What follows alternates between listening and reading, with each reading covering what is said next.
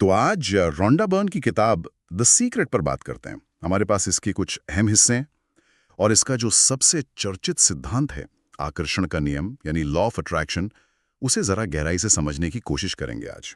मतलब देखना यह है कि ये किताब असल में क्या सिखाती है, क्यों इतनी पॉपुलर हुई और क्या वाकई हमारी सोच हकीकत तय कर सकती है। चलिए खोलते हैं इसे। तो ये आकर्षण का नियम आखिर है क्या ये? इसका मूल विचार तो यही लगता है कि जैसा सोचोगे वैसा पाओगे, है ना। जैसे हमारी सोच, हमारी भावनाएं एक तरह की चुंबक है। बिल्कुल एक मैग्नेट की तरह, जो यूनिवर्स से वैसी ही चीजों, वैसी ही हालात को अपनी तरफ खींचती हैं। सुनने में तो काफी सीधा लगता है ये। हाँ, है तो सीधा। और किताब इसे समझने के लिए एक स्ट्रक्चर भी देती है। 3 हिस्से या कदम कह सकते हैं। हम्म। पहला है रहस्य को जानना। हम्म। इसमें वो मशहूर फॉर्मूला है, मांगो यकीन करो पाओ। अच्छा, मांगो यकीन करो पाओ। हाँ, मतलब यूनिवर्स से अपनी इच्छा जाहिर करना, फिर पूरा यकीन रखना कि वो मिल ही गया है, और फिर उसे पाने की जो फीलिंग है उसे महसूस करना। दूसरा कदम है इस रहस्य का इस्तेमाल, मतलब कैसे करें।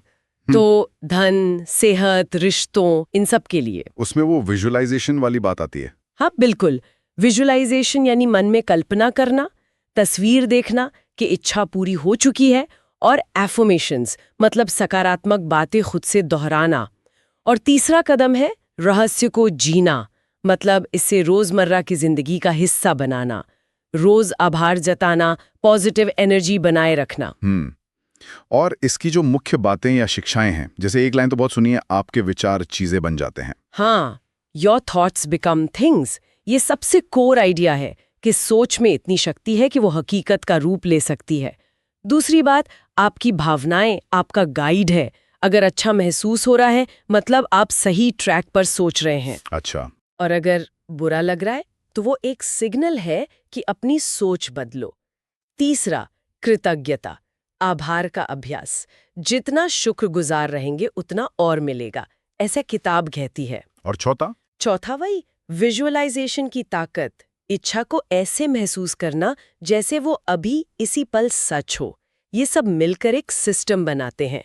और जहां तक लेखक रोंडा बर्न की बात है, वो कहती हैं कि ये कोई उनका इजाद किया हुआ नया आइडिया नहीं है। नहीं, बिल्कुल नहीं। वो इसे एक प्राचीन रहस्य बताती हैं। हाँ, कि महालोगों ने इसे हमेशा इस्तेमाल किया है और उन्हें खुद ये तब पता चला जब वो अपनी जिंदगी के बहुत मुश्किल दौर से गुजर रही थी। हाँ, और ये पर्सनल कहानी भी शायद लोगों को काफी कनेक्ट करती है। अच्छा, अब किताब की खूबियों पर आते हैं। एक तो ये कि इसकी भाषा बहुत सरल है ना। हाँ, बहुत।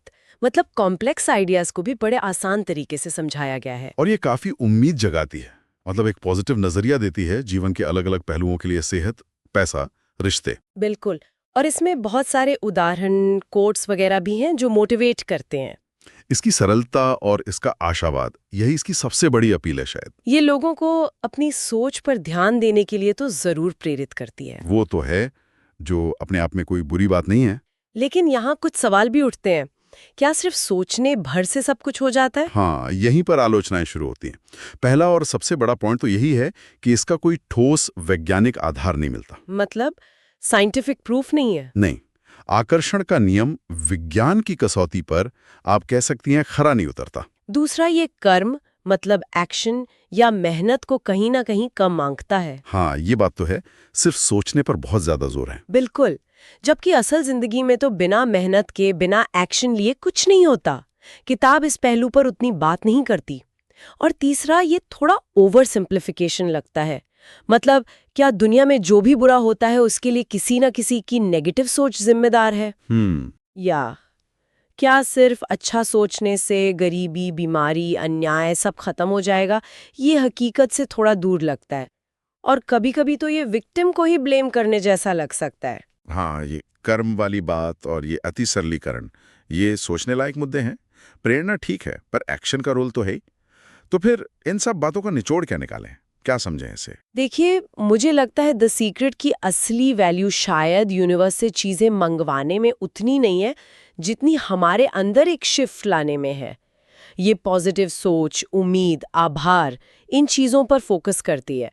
अगर इसे एकदम आंख बंद करके फॉलो करने की बजाय एक टूल की तरह देखें। एक टूल की तरह? हाँ, मतलब सकारात्मक सोच रखें, विजुअलाइज करें, लेकिन साथ में मेहनत भी करें, प्लान बनाए, एक्शन ले, तो ये मानसिकता को बेहतर बनाने में मददगार हो सकती है। अच्छा। ये कम से कम हमें अपनी सोच की शक्ति के बारे में जागरूक तो करती है, ये याद दिलाती है कि हमारा नजरिया मायने रखता है। तो मतलब एक आशावादी नजरिया अपनाएं, लेकिन पैर जमीन पर रखें। बिल्कुल सही।